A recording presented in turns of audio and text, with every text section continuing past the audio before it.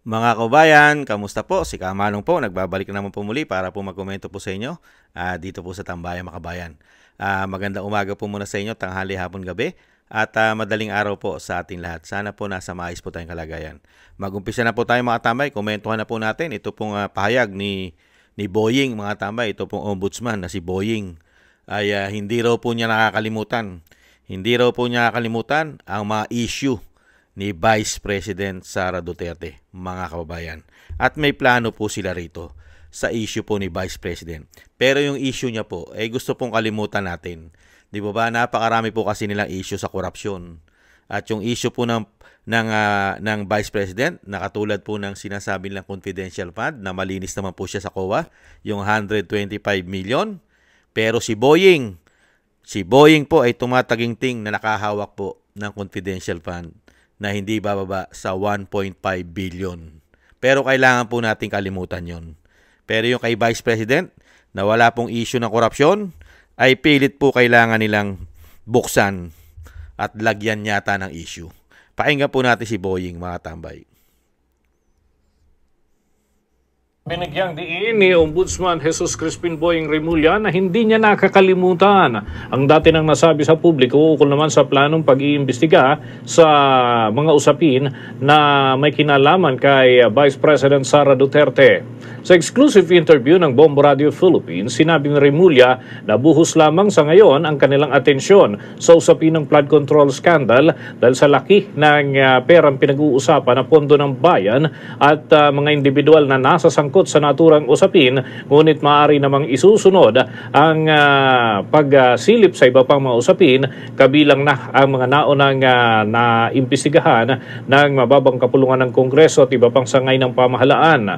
Ayaw din umano ng Office of the Ombudsman na mag-aksaya ng panahon, lalo't impeachable officer si Vice President Sara Duterte, at mas mainam na impeachment court ang siyang hahawak at hihimay ng mga reklamo ukol dito.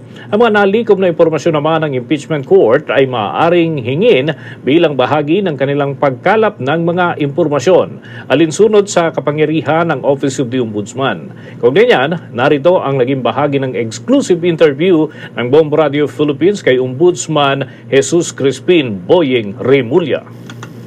Dennis, there are two issues here. Ang first issue dito, whether or not she can be sued, whether or not she has immunity from suit. And the second issue here is what do we do with the previous impeachment complaint file that was archived by the Senate. So yung immunity from suit is an issue that has to be looked upon. So because we will not waste time, we do not want to waste time investigating somebody who's immune from suit, di ba? Practical lang yan. Pero ang pangalawa kasi, yung impeachment complaint na naka-archive sa Senate, papadala sa amin yan. Ipapadala rin sa amin yan for our evaluation. Isa lang naman ang nakikita kong pwedeng gawin dyan eh. We tell the House, you have two options. Investigate it again in the Committee on Justice, or constitute your team and file a motion with the Senate to constitute itself as an impeachment court to hear and to unarchive the case that was archived there. Kasi nga, if it can be archived, it can be unarchived, Dennis. So that is the practical.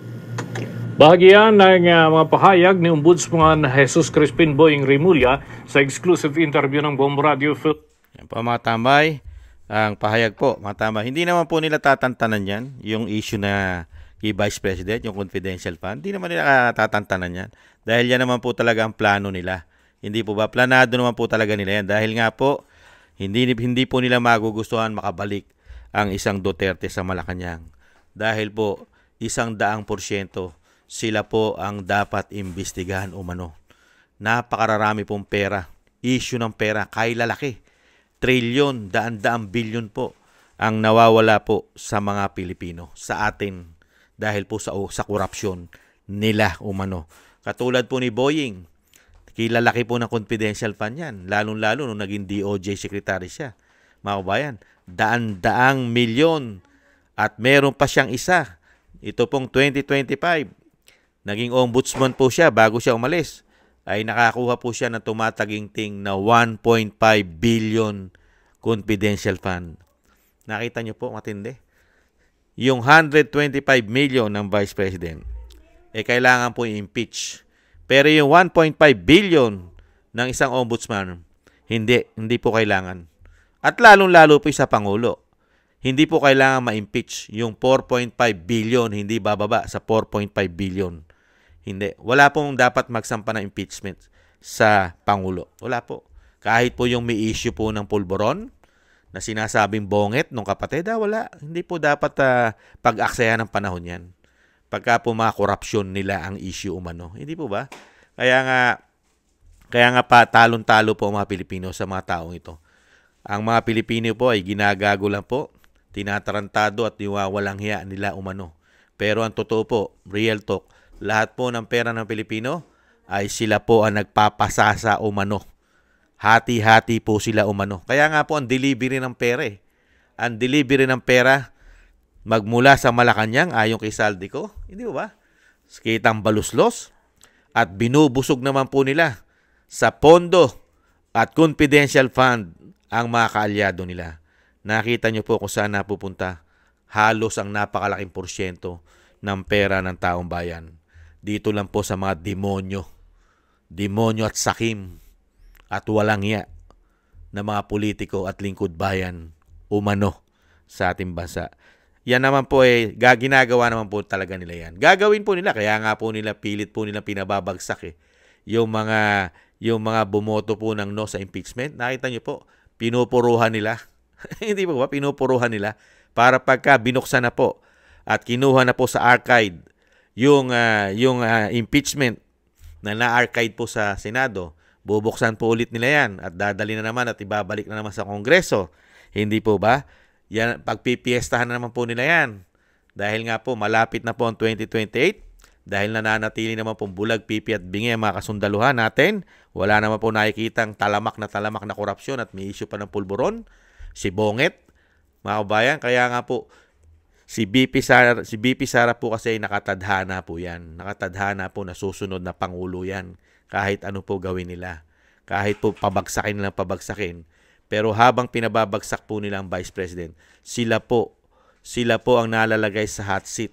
Sa kanila po lumalabas ang mga tinatago nila na pilit po nila itinatago sa taong bayan. Ang mga baho nila, ang mga korupsyon nila ay nahayag. Kaya nga po hindi po nila mapipigilan dahil nakatadhana po yan Hindi po ba? Yung pilit mo pinababagsak, pero ang nakikita ng taong bayan, yung korupsyon ay nasa inyo. Kayo talaga ang mga magnanakaw sa taong bayan, sa pera ng bayan. Kaya dito po mga tambay, yan po. Expected na po natin yan. Hindi naman po talaga nila tatantanan yan. At yan po sigurado na po next year, mga kabayan. Dahil po yung matatapos na po yung 1-year ban yan sa February, kung hindi po nagkakamali yung lingkod. Kaya po bubuhayin na po nila yan. At hindi po tatantanan ni Boying yan. Dahil isa rin pong pang-twist yan, pang-divert sa issue ni Bonget. At lalong-lalo po yung issue ng pulburon at yung issue niya na mali-malitang pera na natatanggap niya. Lalong-lalo po yung sinasabi mong bilyon-bilyon na komisyon ng Malacanang. Hindi po ba? Kaya nga pong gustong-gusto nga po natin talaga Kung si Kamano nga lang po tatanungin kinabukasan pwede na maging presidente ang Vice President para po makakuha na po ng tamang hustisya ang mga Pilipino. Makakuha na po tayo ng hustisya, tayo po mga Pilipino, sa mga ginawa po nila systematic, sindikatong korupsyon sa ating bansa. Wala na po exemption yan. Lahat po ay maimbestigahan ng Vice President. Lalong-lalo po sana ang confidential fund ng magkapatid na Boying at si John Vic. Mga tambay, si John Vic at si Boying, napakasarap din imbestigahan niya, mga tambay. Mga tambay, hindi lang po sa pondo at hindi lang po sa investigasyon sa kanilang confidential, lalong-lalo po yung ginawa nila kay dating Pangulong Duterte. Napakasasarap pong imbestigahan at mabigyan po ng katarungan ang ating pong pera at lalong-lalo po si dating Pangulong Duterte na grabe po ang ginawa nilang politika dyan. Hindi po ba? Kaya nga po usong-uso sa kanila yung Bendalo. Hindi ba? Yung justice delete, justice delay, di ba? Justice deny. Ganyan po nangyayari sa atin Hindi po ba? Yan po mga tambay. Talagang hindi naman po nila tatantanan yan. Pero ang Vice President naman po ay handang-handa po sa lahat ng laban at pamumulitika at nila na ginagawa po nila. Kumpleto po ang Vice President At nakita naman po natin ng Vice President, napakalit po ng kanyang pondo, napakalit ng kanyang budget.